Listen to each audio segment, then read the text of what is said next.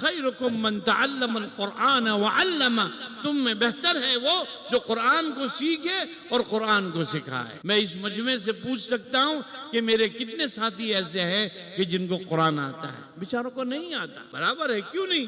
یہ بھی کہہ لو کہ مدرسے نے مکتب کا نام و نشان نہیں تھا۔ اب یہ تو اللہ نے آپ کے یہاں ایک سبیل لگا لی ہے، آپ اس کی قدر کرو، اور اس کی قدر یہ ہے کہ آپ اپنے بچوں کو داخل کرو، آپ اس سے محبت کرو، اس کا تعاون کرو۔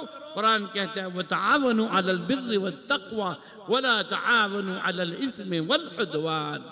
وَتَعَاوَنُوا عَلَى الْبِرِّ وَالتَّقْوَى، نیکی کے کام میں مدد کرو، اور اس سے بڑھ کر نیکی کیا ہوگی؟